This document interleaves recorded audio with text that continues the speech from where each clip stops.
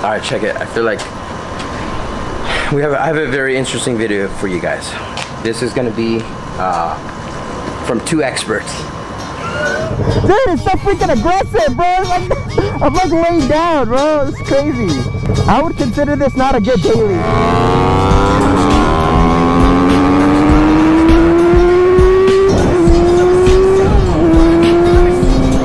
In the highway. Oh man, he looks real good on that bike. Yeah, that bike's sexy, man.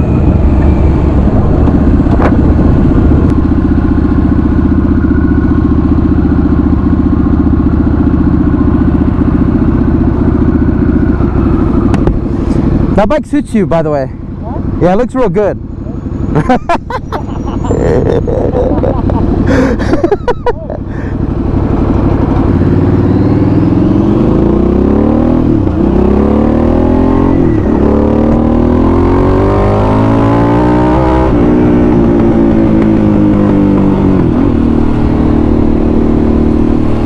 So yeah, jumping on from the 300 to the Harley,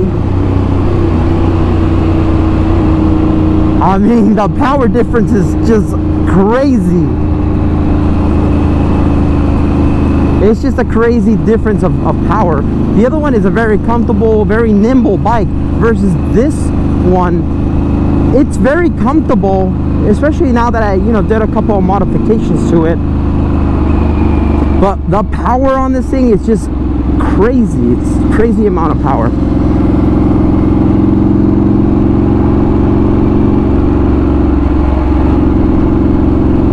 So right now what we're doing is just kind of going around in the streets and then just catching the freeway back to switch the bikes.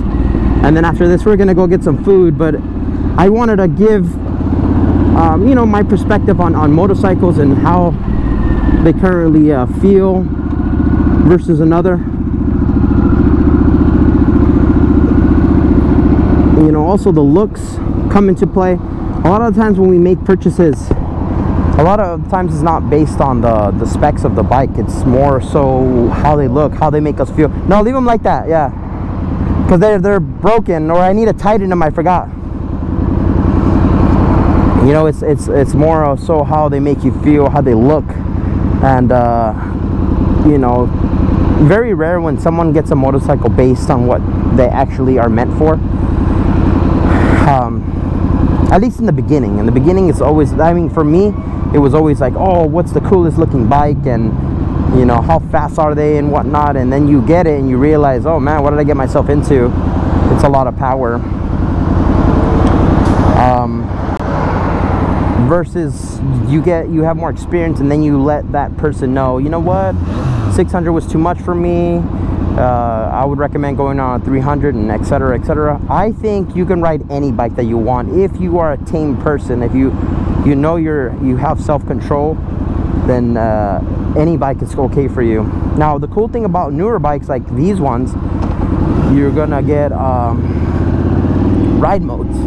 So you're able to choose now if you want more power or less power.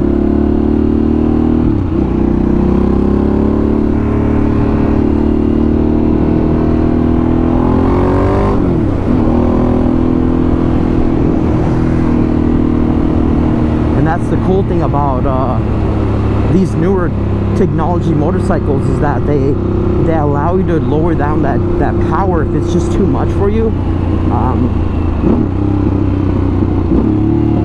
And a new rider can get a more powerful bike and allow it to be tamed down for them via the power settings that these bikes have.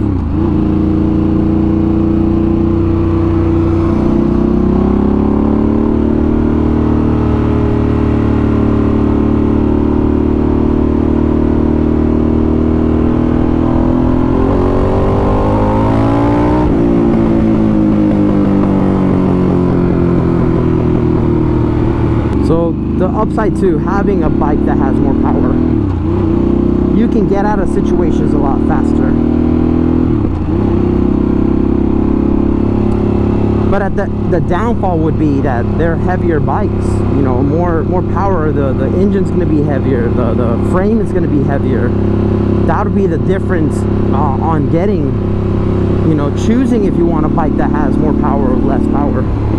The aesthetics is going to look different.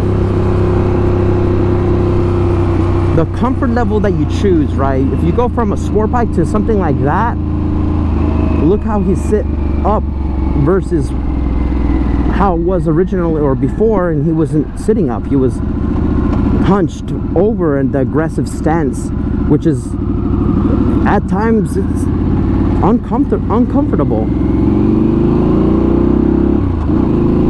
Now right away I can see that he's already comfortable with that bike. The mirror fell down. I forgot I tightened the mirror. I gotta pull over and fix that thing.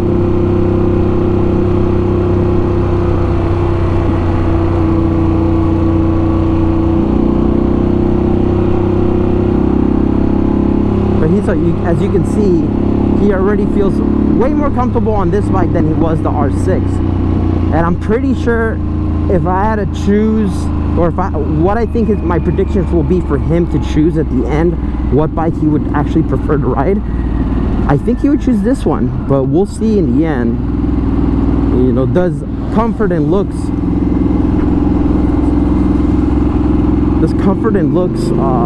outweigh the performance and how a bike makes you feel? We'll see. Only time will tell, right?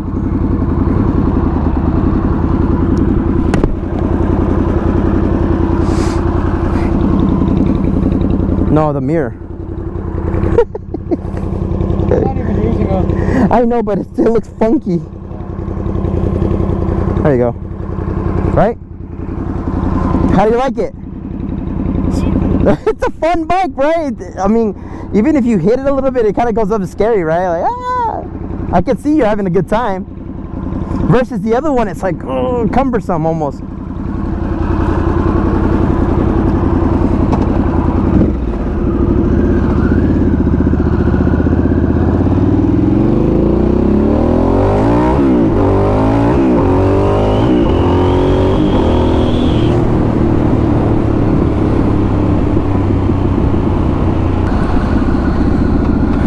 See, the thing with that bike is that it's just a very comfortable bike. It looks sexy. No, you're good. It looks sexy, and you have fun on that bike. The cool thing about this bike and the mt09, you know, and at the beginning of each bike I put down the price, the power, and all that. You know, this bike compared to this one, the fun factor is a little different, but this is like a $15,000 bike versus that one's a 9 to 10. He stole it. That is that one's a under 10K bike, and it's gonna give you all the amenities. It's gonna allow you to change your ride mode, however the throttle response is, your ABS, well, I don't know about the ABS, but definitely your traction, if you wanted to be there or not. And this bike does the same thing. Uh-oh. I told him.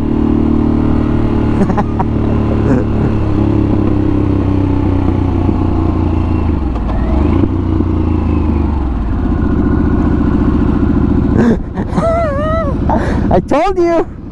Yeah, I told you, be careful. I told you that this bike is very sensitive on the nose. Huh? Yeah, slow. When you speed up, go slow speed. Like, speed up slowly. Don't accelerate too hard.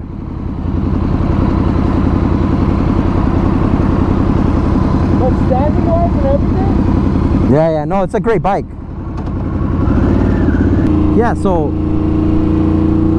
when you make your decision of what bike you want to get, take in consideration if it has rider modes, because then if you're a new rider and it has rider modes, you can choose it to be less power technically, right?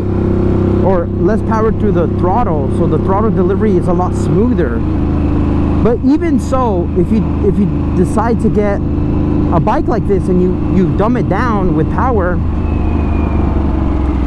it's still gonna be somewhat powerful. Like, it's still gonna give you the juice, the beans. Like, it's gonna be fast.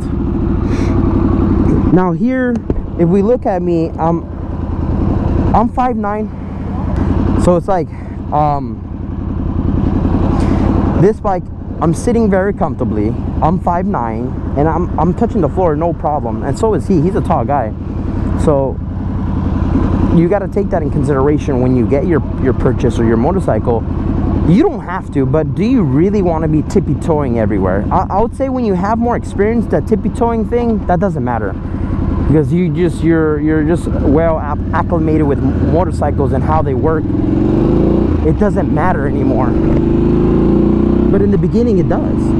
You know, the bike will be a little overwhelming for yourself. It'll be heavy, and I would take that in consideration. But again, I'm always gonna say it. Anyone can ride any type of motorcycle as long as you're patient enough to learn the bike. Sorry, I have something on my nose. As long as you're patient enough to learn how the bike is and how it performs, then you could do it. Stay here. I remember I jumped straight into a 600. I got a Gixxer 08 Gixxer 600, and that was my first bike. And I would admit that it was a little difficult in the beginning, because you know, I wanted a cool bike. I wanted a strong bike, and I felt I was okay to handle it, and I was, and I learned from it. Now, had I had a 300, I think I would have had more confidence, even with the turn, the cornering and whatnot. I still think to this day that I need to learn a lot.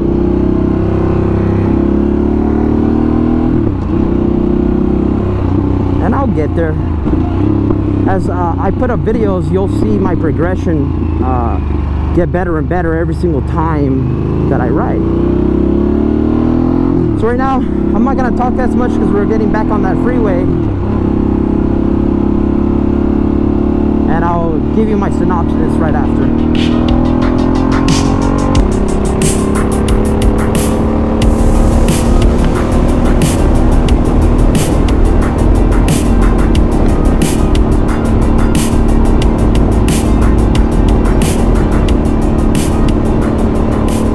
I believe I left a couple clips in there. Riding in the highway with this bike, it's just more comfortable. You have the ability to get in and out of traffic with ease. There is the power delivery is there for you whenever you need it. I feel like with this bike though, you get more wind resistance, so you're getting pushed back a lot. So I think you're more fatigued on this bike versus, you know, your crotch rockets or your super sports that have the bubble, the windshield. But after you get that over that hurdle of the wind pushing you, these bikes are very comfortable to ride.